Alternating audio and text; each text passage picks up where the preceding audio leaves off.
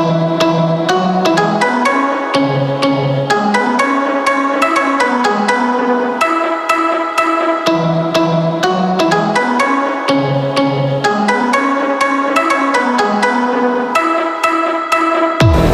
yung sukli ko? Sukle. Bigyan kita 50 ah. Kulang pa nga yung bigay mo. Ambonado pa ako ng 5 real. Kung gusto mo na sukle, wala nito yan. At saka yung lalagyan sa kamay. Eh di sana tinanggal mo na yung kanin at saka yung soft drinks. Eh noodles lang naman ang sabi ko sa yung bilhin mo. Aba, kasama yan sa deal eh. At saka pagka ano, walang kanin, sinangag bibigay sa iyo. Hindi may ayoko naman ng soft drinks eh. Noodles lang ang gusto ko eh. Ay, noodles lang pala. Di sana ito na natas sa Monoprix bumili. Oo. Dapat muli ka. Biruin mo. Eh sana ito tumawad ka. Tatawad. Ano ka nito? Hindi ko kailangan. Nasa food court ka sa mall. Sabi sa akin, kapal ng bracelet ko. Gintong-ginto, tas tatawad. Ay, kung nalapan niya, yung kwintas ko napaprenda, sasabihin nun, san laho? Hindi. Pinadadagdagan ko pa. Masyadong mura. Mura sa 8,000.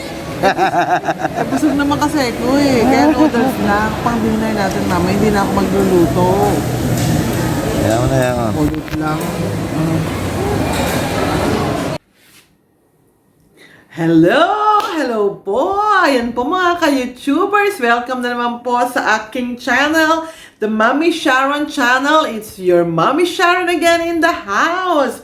And today ay pag-uusapan po natin ay ang pong buhay mag-asawa. At nakita po ninyo sa introduction, yun po yung mga some scenario lang na nangyayari sa buhay mag-asawa. So right now, I'm gonna be talking both in Tagalog and English so that all my viewers can understand what I'm saying. So today, as I said, we'll be talking about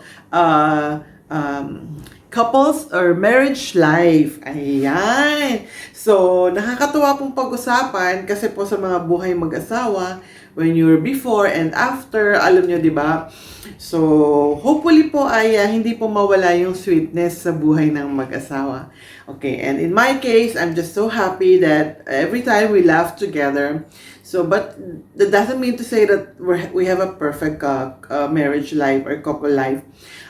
Minsan nag-aaway din kami, especially during the early years, talagang selusan pa, nagsisipaan pa, naghahampasan pa. Kasi ako, this is me eh, but to be honest, this is not good. So, huwag niyo po yung gayahin. But because of the selos issue, the jealousy, kaya po nagkakaroon po ng mga ganitong scenario. So, but we overcome it. So, ayan po. Let us start with getting into relationship. Alam niyo po, nakakatuwa. It's a very interesting story or real talk yung pong ating topic ngayon. Kasi po, marami pong nag-undergo ng mga ganito pong situation. So, alright, you know, as they said, life is not a box of chocolate. And also, marriage is a never-ending process. You will continue on to adjust to one another. But if you have the love and respect at all times and God is the center of your relationship, then things will come to pass. Alam niyo po yung mga bagay na mga napagdadaanan, ma-overcome nyo din po lahat ng chaos and difficulties. Okay? Ano-ano ba yung mga common causes ng mga pinag-aawayan ng mag-asawa?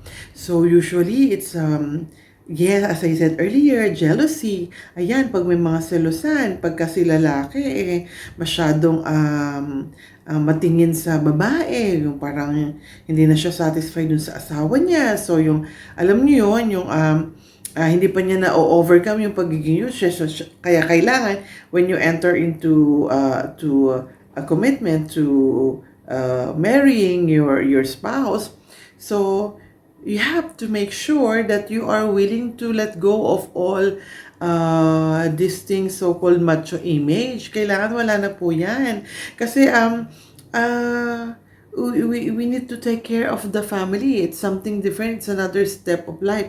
Kung sinabi ni Neil Armstrong na a step in the moon is a step of a man, or and it's a step to mankind, it's history. So ganun din po ang marriage life. So it's one step and another step to prioritizing your family, because you're building another family of your own. So kailangan babae or lalaki, kailangan you both will commit to each other that you will let go of everything and you will settle, you will work as one and you will settle as a family. Kasi mag-start lang, hindi lang po yan puro saya. Hindi rin naman puro gulo. So kailangan may mga planning kayo. Ayan. But some things are not controlled by us. So kailangan yung goals na sineset natin o sineset ninyo as a marriage couple ay kailangan achievable. So, kailangan achievable. Kasi baka mamaya naman your how shall I say it, you are running to it. Don't run, slow down. You have to slow down. Slowly lang yan kung ano lang yung kaya ng budget. And make sure that you will do it together. Okay? So, yan yung mga jealousy. As I said a while ago, pagka may asawa ka na, kailangan ang mata mo nasa asawa mo lang, babae or lalaki. So, your eyes only focused and looking with your spouses. Ayan. Kasi it's not good that you are entertaining, girls or boys. It will cause commotion in your relationship. Imagine when you go to the church and you make your vows, it means that you love one another. So don't forget that love, don't forget that sweetness. Yan. Kailangan asikasuhin niyo yung isa't isa. It's not only man or woman ang mag-aasikaso. It takes two to tango, sabi nga nila. So, kailangan ito yung strength niya, so i-complement mo yon. At yung weakness niya, i-complement mo din. Complementing means like you're filling up that space or you're completing that space for a person to grow. On the other way around, ganun din siya sa iyo. So, kailangan dalawa kayo. It takes two to tango nga daw. So, like my partner, I'm happy that he's complimenting me and I at the same time complimenting him. So most of the time, alam niyo po, for how many years na, maybe 15 years, we were never apart. We're always together. And still, yung pong sweetness nandun, pero it's not as sweet as before na mag-holding hands or anything. But we laugh all the time. Most of the time, not all the time, most of the time. We laugh most of the time. Yung humor palaging nandyan. So, ganun siya, ganun din ako. So, this is it. Yung jealousy nawala. Yeah, I don't know why. Since we got my daughter, nawala yung jealousy. It's like I trusted him that much. So, that's number 2. Trust, okay? But alam nyo, mga lalaki, or at the same time, mga babae, pag may ginagawa kayong kalokohan, if you're doing something foolish around or behind the back of your spouse, they can feel it. We feel it. The man feel it. The girl feel it. Yeah, it is true because you're already one. When you go to bed, you're already one, right? So it's the same thing. So you're in one. That's why you can feel each other.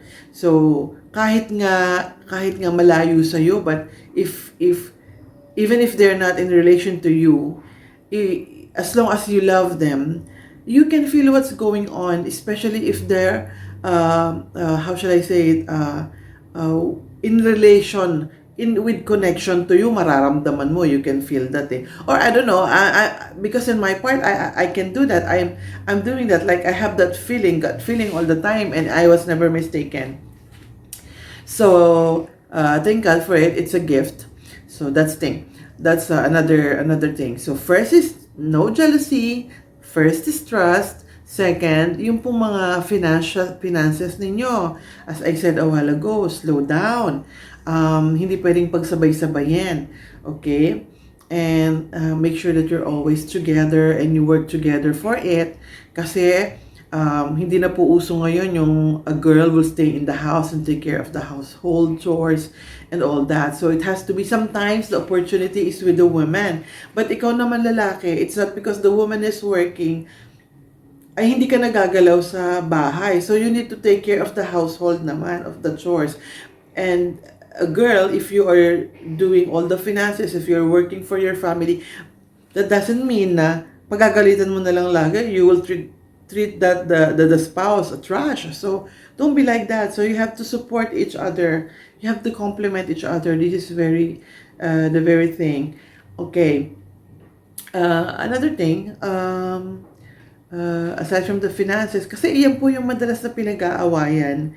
Yan po yung mga three common causes na pinag-aawayan ng mag-asawa at nagkakahiwalay sila dahil sa ganyan. And it's very sad to hear that many Filipino abroads are experiencing this situation. So you need to just pray and take care of your marriage, because it's a never-ending adjustment. When you first enter into the vows and you live in one roof, so it's a never-ending process. You learn a lot about your spouse, some things that you don't know and some things that you know, and some things, the weak points, the strong points, and the sweet points, these all things, you'll get to know all of that. And when you commit, so you need to complement each other, because none of you is perfect, but there's only one perfect God, and let him be the center of your relationship. So don't forget to laugh together, don't forget to plan together, don't hide secrets, keep things open in the discussion. And hindi po natin maiiwasan yung sigawan, yung away, hindi na po natin but make sure that the love still there, the respect still there, that it will never be forgotten. This is very important. Okay, so number 1 is jealousy, number 2 is trust, and number 3 is finances. Meron pa po ba tayong naiisip na number 4? So ayan, so kailangan as I said a while ago, it's a tips and advice that you have to laugh all the time. Okay. All right. So, mga ka-YouTubers, this is another tips and advice that I can tell you. I can enlighten you about the relationship with your spouses. So, as I told you, as I said a while ago, marriage is a never-ending adjustment, and you need to make sure that you are ready to go. Ready to do that, and that you will embrace the weaknesses of your spouse and complement the strength, and discuss openly about things that is difficult for you. Okay, because when you start a family, you start with you need to focus with yourself. You need to focus in your family, with your children. Okay, now another tip and advice that I want to enlighten the family or the parents. Okay, we will be going into the discussion, the parenting 101 soon. Now I want to tell you about parenting. Mga kapatid, mga kaibigan, mga ka-YouTubers and all that, make sure that you plan making children, because nowadays everything is expensive. And when you get a child, for a woman, when you make a family, when you have your children, one children alone is very expensive. It's already a treasure. When you start rearing a child in your womb, you are already planning ahead for her or for him. So make sure that when you deliver her, you'll give the best out of your children or your child, but not only the material thing. Nurturing your child with love, respect, with care, with kindness, and the most important thing is discipline. Because when you build a family, you are already building a community. So make sure that those children will be planned. Why I say that? Because family is the basic unit of society. I learned that a lot, and I can see why it is the basic unit of the society. Because when you build a family and you build a good child, he or she in the long run will build another society, and it will just go on. But if you don't build a good society or a good child, then it will be troublesome. It will not only trouble for the environment or to the world, but it will be a trouble for you. So make sure that you keep the discipline with your children, not about the gadgets, not about the money, not about the food, not about the dress. The children, they don't know anything about that. They don't care about all that. They care about mommy hugging her, daddy playing with her or playing with him. Mommy and daddy is there holding their hands together, having fun together. This is what the children knows. They just know how to eat and to play, and to see their children and to see their parents loving each other, loving her, loving him, embracing him all the time and at all times. So you discipline your child according to what God has said. He said there, teach your children or discipline your child, and like he will walk accordingly to it.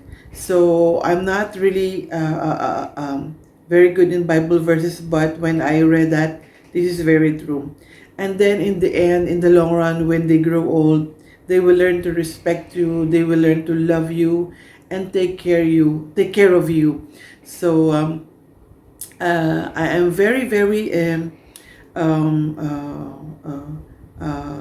empathetic with the children who's not getting their parents hugging them. I feel for them. I feel for the children, and I feel for the parents who's having trouble with parenting, because it's not an easy job. All right. So this is I think this is all for now, and we can do a lot of discussion in the future about it. But for now, as I said, marriage couple, make sure that you don't get jealous, or remove the jealousy. Keep the trust, keep the love. Make your finances an open discussion. Plan ahead and take it slowly. Don't run, because when you run, you might fall and you might hit your head. So it's difficult. So slowly plan ahead and pray accordingly. And again, this is your Mommy Sharon in the house. So I hope that it's another inspiring content, and I hope that I have helped you, and I hope that I have given you some information and advice. And if you need something else, like if you want to open some discussion about it, all right. So let's just drop a comment below, and please like and subscribe, share. This is a good video content for you, and I hope that again you will be inspired. Thank you so much. God bless. Bye bye.